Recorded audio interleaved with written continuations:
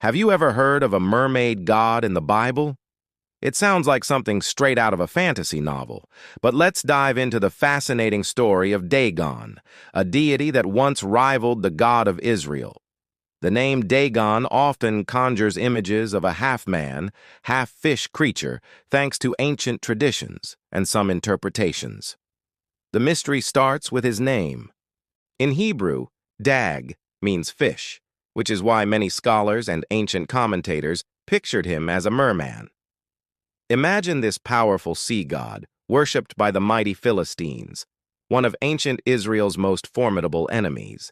This image of a fish god has captivated minds for centuries, painting a picture of a deity ruling the waves and blessing his people with abundance from the sea. But here's a twist in the tale. Modern archaeology and scholarship suggest a different origin. Many experts now believe Dagon wasn't a fish god at all.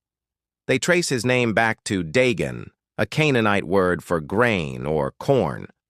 This would make Dagon an agricultural god, a deity of the harvest, fertility, and the land. For a society dependent on farming, a god who controlled the crops would have been incredibly important.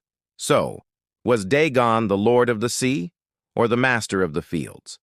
This debate makes his story even more compelling.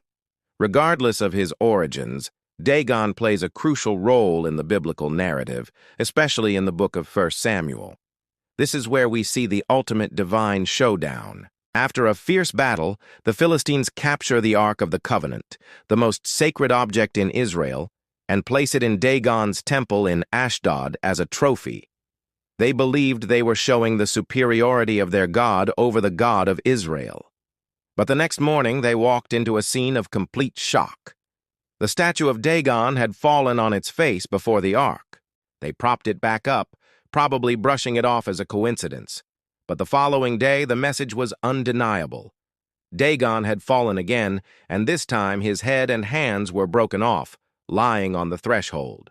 Only the torso, or the fishy part, as some translations intriguingly put it, remained. It was a clear, dramatic demonstration of power, showing that Dagon was helpless before the God of Israel.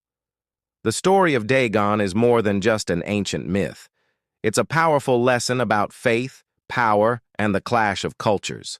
Whether you see him as a merman ruling the deep or a god of the harvest, his fall in his own temple is a pivotal moment.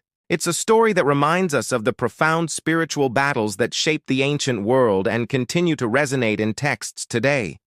What do you think? Was Dagon a fish god or a grain god? Let me know your thoughts in the comments below.